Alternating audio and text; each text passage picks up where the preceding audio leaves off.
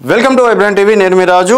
కవితకి bail వస్తుందా లేదా అన్నది పెద్ద హాట్ టాపిక్గా మారింది. ఎందుకంటే దాదాపుకి ఇప్పటికీ అరెస్ట్ అయ్యి 150 రోజులు పైగా కవిత గారు జైల్లోనే ఉన్నారు. మరి కవితకి బెయిల్ డెఫినెట్గా వారం లోపల వచ్చేస్తుందని చెప్పేసి గతంలో కేటీఆర్ కూడా చెప్పడం అనేది జరిగింది. అలాగే కవిత బెయిల్ కోసం తమ తరపునటువంటి న్యాయవాదులు కావచ్చు, హరీష్ రావు, కేటీఆర్ కూడా గట్టిగానే ప్రయత్నం చేస్తున్నారు. అయినా ఈరోజు సుప్రీంకోర్టులో పిటిషన్ వేసినప్పటికీ క్యాన్సిల్ కావడం అనేది జరిగింది. సో దీంతో మళ్ళీ కవిత నిరాశ చెందడం అనేది కూడా జరిగింది. కాకపోతే ఇప్పుడున్నటువంటి పరిస్థితిలో ఆల్రెడీ ఆప్ ఉప ముఖ్యమంత్రి మనీష్ సిసోడియా కావచ్చు, అలాగే ఆప్ సంబంధించినటువంటి ఎంపీ కావచ్చు, మరొక 2-3 కూడా రీసెంట్గా బెయిల్ రావడం అనేది జరిగింది. సో అదే తరహాలో కవితకు కూడా బెయిల్ రావాలని చెప్పేసి కవిత తరపున న్యాయవాదులు కూడా సుప్రీంకోర్టులో మళ్ళీ పిటిషన్ వేశారు. దాదాపుగా 20వ తేదీలోపు కవితకి బెయిల్ వచ్చే అవకాశం ఉంటుందని చెప్పేసి కూడా చెప్పుకోవచ్చు. 20వ తేదీలోపు అంటే 20వ తారీఖు నాడు మళ్ళీ సుప్రీంకోర్టులో కవిత తరపున న్యాయవాదులు వాదించే అవకాశం ఉంటుంది. సో ఆ రోజన్నా బెయిల్ ఓకే చేయొచ్చు, లేకపోతే ఒక 2-3 రోజుల తర్వాత అయినా బెయిల్ మంజూరు చేసే అవకాశం ఉంది. దాదాపుగా ఆగస్టు లోపలైతే కవిత అంటే విడుదల కావడం, బెయిల్ పైన విడుదల కావడం ఖాయమని చెప్పేసి కూడా చెప్పుకోవచ్చు.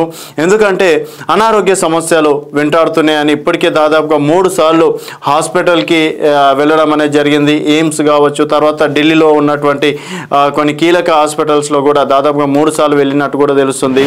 సో దాదాపుగా 11 కిలోల బరువు కూడా తగ్గినట్టు ఇటీవల కేటీఆర్ కూడా చెప్పడం అనేది కూడా జరిగింది. సో అనారోగ్య రీత్యా సుప్రీంకోర్టులో కావచ్చు, హైకోర్టులో కావచ్చు, తర్వాత ఎక్కడ వేసుకున్నా కూడా అనారోగ్యంగా ఉంటే మాత్రం డెఫినెట్గా బెయిల్ ఇచ్చే అవకాశాలు అయితే స్పష్టంగా కనిపిస్తున్నాయి. కాకపోతే మరొక వాదన అంటే ఈడీ అధికారులు చెప్తుంది ఏంటంటే, కవితకు గనక బెయిల్ ఇస్తే మళ్ళీ సాక్ష్యాలు తారుమారు చేసే అవకాశం ఉంటుంది. ఒకవేళ ఇచ్చినా కూడా ఇప్పట్లోనే ఇవ్వద్దు, మా విచారణ పూర్తయిన తర్వాత ఇవ్వండి అని చెప్పేసి ఈడీ అధికారుల తరపున న్యాయవాదులు సుప్రీంకోర్టుని కోరడం అనేది కూడా జరిగింది. సో వాదోపవాదాలు విన్న తర్వాత మరి హెల్త్ రీత్యా అయితే డెఫినెట్గా బెయిల్ వచ్చే అవకాశం అయితే ఉంటుంది. ఒక్క కారణంతో కవితకి బెయిల్ వచ్చే అవకాశం ఉంటుందని చెప్పేసి కూడా కవిత తరపున న్యాయవాదులు చెప్తున్నారు.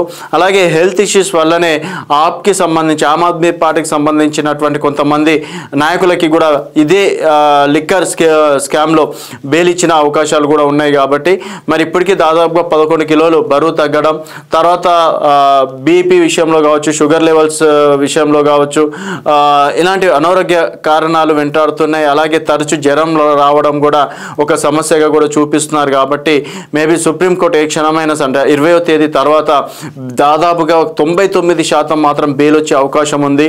బట్ ఈడీ అధికారులు కూడా, ఎందుకంటే కీలకంగా మారినటువంటి లిక్కర్ స్కామ్లో, అలాగే ఆమ్ ఆద్మీ పార్టీకి సంబంధించినటువంటి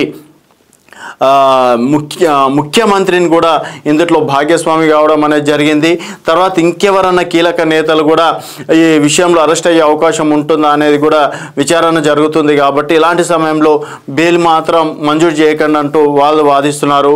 అనారోగ్య రీత్యా డెఫినెట్గా బెయిల్ మంజూరు చేయాలని చెప్పేసి కూడా ఇక్కడ కవిత తరపున న్యాయవాదులు వాదిస్తున్నారు.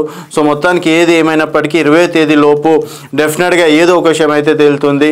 అలాగే కవిత తరపున న్యాయవాదులు కూడా ఆగస్టు నెల ఆఖరిలోపు డెఫినెట్గా కవిత విడుదలయ్యే అవకాశం ఉంటుందని చెప్పేసి కూడా చెప్తున్నారు. సో మొత్తానికి కవిత బెయిల్ పైన మీ అభిప్రాయాలని, అంటే ఇస్తే బాగుంటుందా, నిజంగా సాక్ష్యాలు తారుమారు అవుతాయా అనేది మీ అభిప్రాయాలను కింద కామెంట్ రూపంలో తెలియజేయండి. చూస్తూనే ఉండండి వైబ్రెంట్ టీవీ.